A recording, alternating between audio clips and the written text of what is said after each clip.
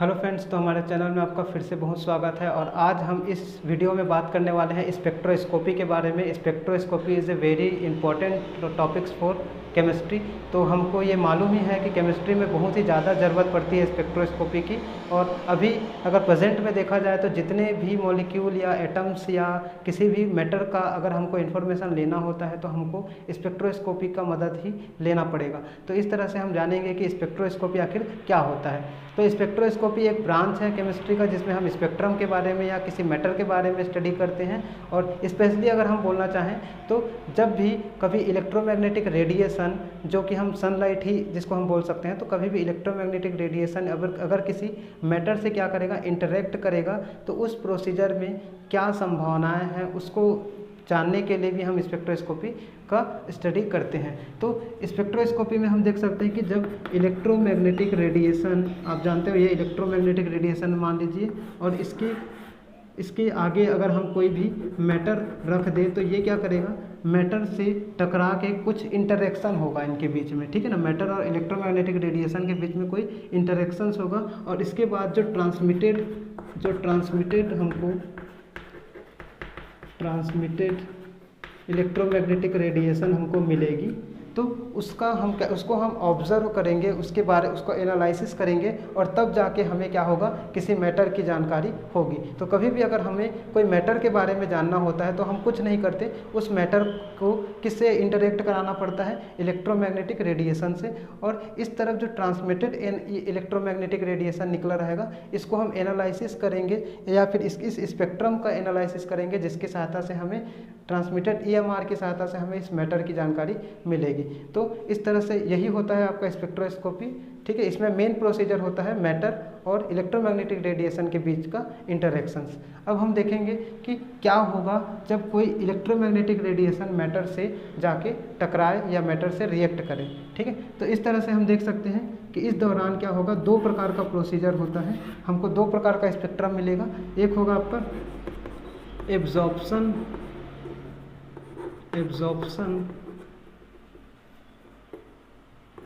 Spectrum और दूसरा होगा आपका एमिशन स्पेक्ट्रम। मेनली हम, ठीक है। तो जब भी याद रखिए, जब भी कोई इलेक्ट्रोमैग्नेटिक रेडिएशन क्या होगा, किसी भी मैटर से इंटरेक्ट करेगा, तो जो ट्रांसमिटेड इलेक्ट्रोमैग्नेटिक रेडिएशन होगा वो टू टाइप्स का हो सकता है। एक तो होगा एब्जॉर्प्शन स्पेक्ट्रम, दूसरा होगा एमिशन स्पेक्ट्रम। तो हम बारी बारी से जानेंगे कि ये एब्जॉर्प्शन स्पेक्ट्रम किसे कहेंगे। तो सबसे पहले एब्जॉर्प्शन का मतलब है, हम हिंदी में इसको क्या बोलेंगे, अवशोषण। हिंदी में हम बोल देते हैं अवशोषण या अवशोषित स्पेक्ट्रम, इसको हम हिंदी में कहेंगे अवशोषित स्पेक्ट्रम। तो ये अवशोषित स्पेक्ट्रम क्या होता है, तो फ्रेंड्स हम जानते हैं कि जो सनलाइट होता है या जो आप कह सकते हैं जो वाइट लाइट होता है, ये वाइट लाइट 7 रंगों से मिलके बना होता है। तो अगर हम सिंपली एब्जॉर्प्शन स्पेक्ट्रम की बात करें, वाइट लाइट है, जैसे हम देख सकते हैं कि कोई यहाँ ये सनलाइट लिख सकते हैं। जो सनलाइट होता है ये जा रहा है, और हम जानते हैं कि जैसे ही ये सनलाइट होता है किसी प्रिज्म से यदि क्या होता है, इंटरेक्ट करता है, तो प्रिज्म से टकराकर ये क्या हो जाएगा, 7 कलर्स में क्या हो जाएगा, डिवाइड हो जाएगा। तो 7 कलर्स में इस तरह से ये डिवाइड हो जाता है, इस तरह से 7 कलर्स में डिवाइड हो जाता है। हम इसको क्या कह देते हैं, हम इसको विबग्योर के नाम से हम भी जानते हैं, ठीक है ना। इस तरह से हम कह सकते हैं, ठीक है। तो विबग्योर के नाम से हम यहाँ कह सकते हैं विबग्योर, ठीक है। तो ये 7 रंगों पे ये क्या हो जाएगा, डिवाइड हो जाएगा। अब ये 7 रंगों को यदि हम क्या करें, ये 7 रंग आपस में जा रहे हैं और किसी मैटर से यदि क्या होगा, ये इंटरेक्ट करेगा, ठीक है। जैसे ये 7 रंग किसी मैटर से इंटरेक्ट करेगा, आपको देखने को मिलता है कि इस कंडीशन में क्या हो जाता है, ये मैटर किसी ना किसी कलर को क्या कर लेगा, अपने अंदर एब्जॉर्ब कर लेगा। और एब्जॉर्ब करने पर जो इस तरफ जो हमको एक स्पेक्ट्रम मिलेगा, ये आपका मान लीजिए कोई स्पेक्ट्रम है, तो ये कोई स्पेक्ट्रम हमको मिलेगा, तो हमको देखने को मिलेगा कि जिस कलर का एब्जॉर्प्शन ये मैटर कर लेगी, तो जिस कलर का एब्जॉर्प्शन ये मैटर कर लेगी, उस जगह पे हमको ब्लैक कलर का कोई लाइन देखने को मिलता है। जैसे मान लीजिए ब्लैक कलर का, तो हम देख सकते हैं कि हाँ मान लीजिए 7 रंग जाके मैटर से टकराया और उसमें से किसी 2 कलर्स का क्या हो गया, मैटर ने उसको क्या कर लिया, एब्जॉर्ब कर लिया, तो जो हमको स्पेक्ट्रम मिलेगा वो स्पेक्ट्रम क्या कहलाएगा आपका, एब्जॉर्प्शन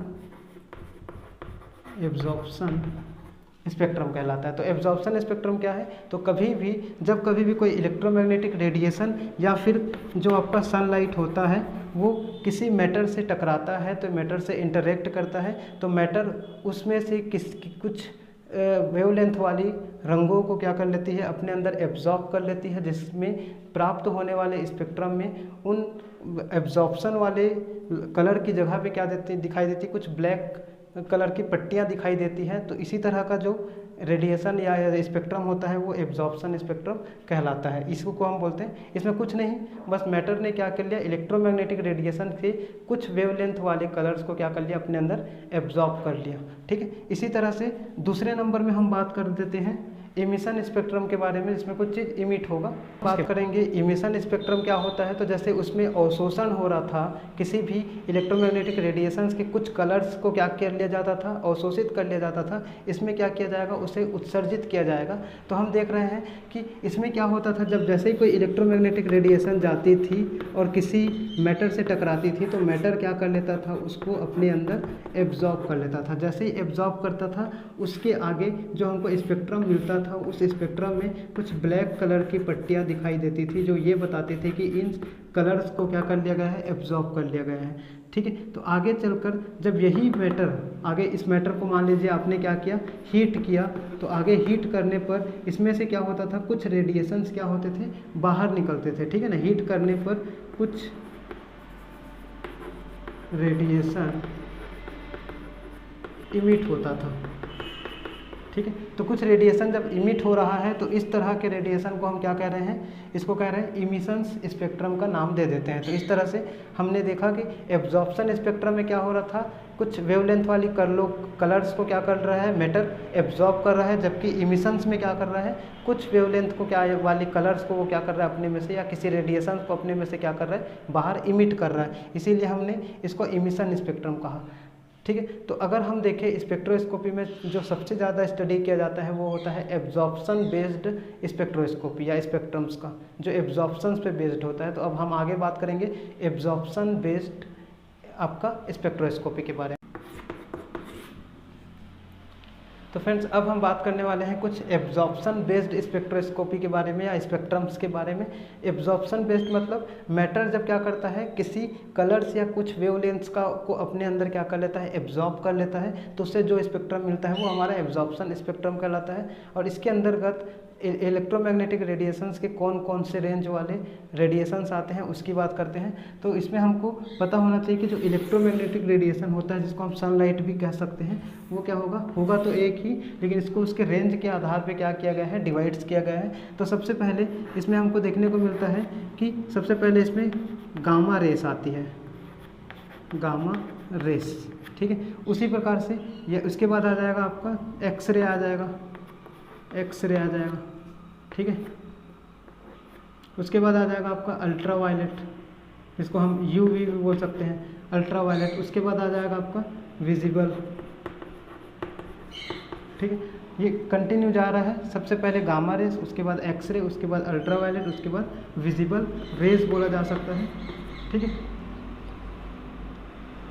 उसके बाद है इंफ्रारेड, उसके बाद आता है आपका माइक्रोवेव, और उसके बाद लास्ट आ जाएगा आपका रेडियो वेव। यहाँ हम लिख देते हैं रेडियो वेव। तो फ्रेंड्स, इस तरह से जो टोटल ओवरऑल इलेक्ट्रोमैग्नेटिक रेडिएशन है उसको एब्जॉर्प्शन के आधार पे क्या किया गया है, कुछ पार्ट्स में डिवाइड किया गया है, जिसमें से हम जिस रेडिएशन को अपनी आंखों से देख सकते हैं वो क्या होता है, आपका विजिबल रेस होता है, जिसको हम अपनी आंखों से क्या कर सकते हैं, देख सकते हैं। इसके अलावा आगे को और पीछे को हम आसानी से नहीं देख सकते। ठीक है, अगर हम कहें तो नॉर्मल आँखों से हम बिल्कुल विजिबल के अलावा किसी भी रेडिएशन को देख नहीं सकते। अब इसमें से आप देखोगे कि जब इधर से इधर हम जा रहे होते हैं तो उस कंडीशन में क्या होता है, एनर्जी का मान क्या होता जाता है, डिक्रीज। आपको ये याद रखना होगा। ठीक है ना, इधर से इधर जाने पर यहाँ एनर्जी क्या होगा, डिक्रीज होगा। एनर्जी कह लीजिए या फिर इसी को आप फ्रीक्वेंसी कह लीजिए, फ्रीक्वेंसी, फ्रीक्वेंसी का मतलब यहाँ आवृत्ति है, ठीक है ना, फ्रीक्वेंसी, ठीक है। तो फ्रीक्वेंसी या फिर एनर्जी यहाँ से इस तरफ जा रहा है तो क्या होते जा रहा है, कम होता जा रहा है। उसी तरह से जो इसका वेव लेंथ होता है, ठीक है ना, तो ये क्या है, वेव लेंथ इसका बढ़ता जाता है, ठीक है। इधर से इधर जाने पर हमारा वेवलेंथ बढ़ता जाता है। तो इस तरह से हमको ये पता चल रहा है। और एब्जॉर्प्शन बेस्ड स्पेक्ट्रोस्कोपी में क्या होता है, कुछ रेडिएशंस क्या करते हैं, मैटर से इंटरेक्ट करके, ठीक है ना, इनमें से क्या होता है, सबका अलग अलग बिहेवियर होता है। कुछ रेडिएशंस क्या होते हैं, जब मैटर से रिएक्ट करते हैं तो मैटर से रिएक्ट करने पर वो क्या कर देते हैं, इलेक्ट्रॉन्स को एक्साइटेड कर देते हैं। इलेक्ट्रॉन्स को एक्साइटेड करने का मतलब, मान लीजिए कि कोई इलेक्ट्रॉन ग्राउंड स्टेट पे है, इसको E1 मान सकते हैं, इसको E2 मान सकते हैं। तो कोई इलेक्ट्रॉन जो यहाँ पड़ा हुआ है, उस इलेक्ट्रॉन को जब कोई रेडिएशन आके टकराएगा, इनमें से कोई एक, ठीक है, तो अलग अलग होगा सबका बिहेवियर। तो इलेक्ट्रॉन से जैसे ही कोई रेडिएशन टकराता है, ये अपने ग्राउंड स्टेट से हाई, क्या कह सकते हैं इसको, हाई स्टेट में या फिर हायर स्टेट में या एक्साइटेड स्टेट पे ये चला जाता है। और यहाँ से यहाँ जाने पर जो आपका डिफरेंस है, कितनी एनर्जी हमको चाहिए वो निकालना है, तो आप E2 में E1 को क्या कर देंगे, माइनस कर देंगे। तो इसमें से कुछ का रोल होता है, खासतौर पे यहाँ हम बोल सकें तो जैसे अल्ट्रा वायलेट होता है, अल्ट्रा वायलेट या विजिबल रेस, इसमें इनका काम ही वही होता है, क्योंकि इनकी एनर्जी क्या है, आप देख सकते हो, एनर्जी इधर से इधर जा रहे हैं तो कम होते जा रहा है। तो इनकी एनर्जी थोड़ी सी अधिक होगी, इसकी एनर्जी उससे कम होगी, इसकी एनर्जी उससे कम होगी, इस तरह से। तो हम देख सकते हैं कि जो अल्ट्रा वायलेट होता है, ये इलेक्ट्रॉन को क्या कर देता है, एक्साइटेड कर देता है। और एक्साइटेड का मतलब होता है इलेक्ट्रॉन को ग्राउंड लेवल से क्या कर देना, एक्साइटेड स्टेट में पहुंचा देना, ठीक है। उसी तरह से हम आगे देखेंगे तो इंफ्रारेड, यदि आप देखो तो इंफ्रारेड इलेक्ट्रॉन को तो एक्साइटेड नहीं करा पाता, लेकिन ये क्या करा देता है, ये जो आपके पूरे मॉलिक्यूल को वाइब्रेट करा देता है, ठीक है। इसमें इतना एनर्जी तो नहीं होता, क्योंकि ज़्यादा एनर्जी किसका है, अल्ट्रा वायलेट का। तो ज़्यादा एनर्जी होने के कारण ये इलेक्ट्रॉन्स को क्या कर देता है, किसी भी एटम के अंदर जो इलेक्ट्रॉन्स है, उस इलेक्ट्रॉन को एक्साइटेड करा देते हैं। और एक्साइटेड कराने पर हम कह सकते हैं, हम सभी को बारी बारी से पहले लिख लेते हैं, ये आप इसको आप लिख लीजिए ताकि आपको ये सीक्वेंस समझ आ सके। इधर से इधर जाने पर क्या हो रहा है, एनर्जी या फ्रिक्वेंसी बढ़ रही है, जबकि घट रही है, जबकि वेवलेंथ क्या हो रहा है, इधर से इधर जाने पर बढ़ता जा रहा है। अब इसमें कुछ रेडिएशन जो हमको पढ़ने हैं, उसका क्या क्या फंक्शन है, क्या क्या वर्क है, उसके बारे में हम थोड़ा सा बात कर लेते हैं। फ्रेंड्स, सबसे पहले हम बात करते हैं अल्ट्रा वायलेट की बात करते हैं, UV से इसको डिनोट किया जाता है। तो अल्ट्रा वायलेट क्या करता है, अल्ट्रा वायलेट की एनर्जी क्या होती है, थोड़ी सी अधिक होती है। इसीलिए एनर्जी अधिक होने के कारण ये क्या कर देगा, ये इलेक्ट्रॉन्स को एक्साइटेड करा देता है, इलेक्ट्रॉन को एक्साइटेड करा देता है। याद रखना, एक्साइटेड से मेरा मतलब है कि इलेक्ट्रॉन जो E1 स्टेट में है और उसको E1 स्टेट से क्या कर देगा, एक्साइटेड होकर वो एक्साइटेड स्टेट पे ले जा लेगा, ठीक है ना। E1 से कहाँ लेके चला गया, E2 में या फिर E3 में, कहीं भी ले जा सकता है वो उसको, E3 में या आप कह सकते हो E4 में, ठीक है ना, कहीं भी ये ले जा सकता है। तो इस तरह से जो अल्ट्रा वायलेट का काम होता है वो क्या करता है, अल्ट्रा वायलेट का काम है इलेक्ट्रॉन को एक्साइटेड करा देना, क्योंकि इसकी एनर्जी क्या होती है, थोड़ी सी अधिक होती है। इसी तरह से अगर हम बात करें आपका इंफ्रारेड की बात करें, ठीक है, इंफ्रारेड ये वही रेडिएशन है जो हम टीवी या जैसे हम डिक्स वगैरह का जो DTH वगैरह का जो रिमोट होता है सेटअप बॉक्स का, तो उस रिमोट से में जब हम चैनल चेंज करते हैं तो जो रेडिएशन यूज़ होता है वो इंफ्रारेड रेडिएशन ही यूज़ होता है। तो इंफ्रारेड का यूज़ क्या होता है, ये क्या कर सकता है, इसकी एनर्जी थोड़ी सी कम होती है, इसीलिए ये क्या कर सकता है, केवल मॉलिक्यूल्स को क्या करा देगा, वाइब्रेट करा देगा। वाइब्रेट मतलब कंपन हिंदी में, ठीक है। तो मॉलिक्यूल्स को वाइब्रेट कराने का काम कौन करता है, इंफ्रारेड करता है। उसी तरह से और अगर हम थोड़ा सा नीचे आए, ठीक है, तो ये आपका इंफ्रारेड के बाद हमने इसमें आगे बताया था आपको माइक्रोवेव, जिसको मैं MW से डिनोट कर रहा हूँ। तो माइक्रोवेव के पास एनर्जी और भी कम होती है, और एनर्जी और भी कम है, इसका मतलब क्या हो रहा है कि ये क्या करेगा, मॉलिक्यूल्स को ना तो एक्साइटेड करा सकता है इलेक्ट्रॉन्स को उसके अंदर का, ना तो मॉलिक्यूल को वाइब्रेट करा सकता है। ये मॉलिक्यूल को अपने ही मतलब कह सकते हैं अपने ही एक्सिस पे रोटेट करा देता है, ठीक है ना। तो रोटेशन ऑफ मॉलिक्यूल, ठीक है, इसका मतलब हिंदी में अगर हम बात करें तो इसको घूर्णन कह देते हैं। ठीक है, रोटेट करवा देता है ये। और उसके बाद अगर हम लास्ट बात करें तो एक आ जाता है RW लिख रहा हूँ मैं, ये है आपका रेडियो वेव। तो रेडियो वेव के पास तो बहुत ही कम एनर्जी होता है और बहुत ही कम एनर्जी के कारण ये केवल क्या कर सकता है, न्यूक्लियस को क्या कर सकता है, न्यूक्लियस को रोटेट कराने का काम करता है। किसी भी एटम के अंदर जो न्यूक्लियस होता है या प्रोटॉन कह सकते हो, तो न्यूक्लियस को घुमाने का काम करेगा ये, ठीक है। तो यहाँ मैं लिख सकता हूँ फिर से,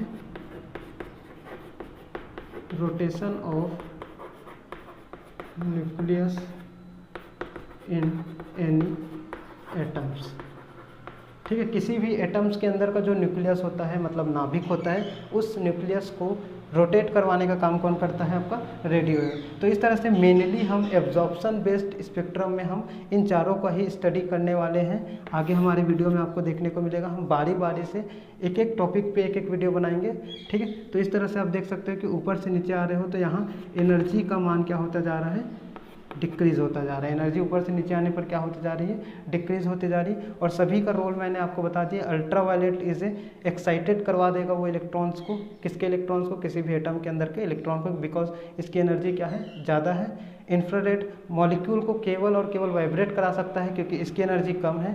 माइक्रोवेव की एनर्जी और भी कम है, इसीलिए ये केवल क्या करेगा, मॉलिक्यूल को रोटेट करवा सकता है। जबकि रेडियो वेव की एनर्जी और भी कम होने के कारण इसलिए केवल किसी भी एटम्स के अंदर का जो न्यूक्लियस होगा उसको घुमाने में ये मदद करेगा। इसको अगर आगे हमको पढ़ना है तो हम NMR स्पेक्ट्रोस्कोपी के अंतर्गत हम इसको पढ़ेंगे। तो इस तरह से ये हमारा एक इंट्रोडक्टिव पार्ट्स था जिसमें हमने स्पेक्ट्रम क्या है और स्पेक्ट्रम्स के कौन कौन से टाइप्स होते हैं उसके बारे में हमने जाना, और मेन यूज़ होता है कुछ इंपॉर्टेंट रेडिएशंस का, उसके बारे में हमने इसमें जाना। तो इसी तरह से हम अपना पार्ट 2 लेकर आएंगे। पार्ट 2 में हम देखेंगे कि आगे हम इंडिविजुअली सभी रेडिएशंस के ऊपर बात करेंगे, उसका कौन कौन सा फंक्शन होता है, किस तरह का फंक्शन होता है, इसके बारे में। वीडियो पसंद आया तो लाइक कीजिए, चैनल को सब्सक्राइब कीजिए ताकि आप आगे भी इसी तरह का वीडियो आपको मिलता रहे, और अपने सभी फ्रेंड्स में हमारे चैनल को शेयर कीजिए।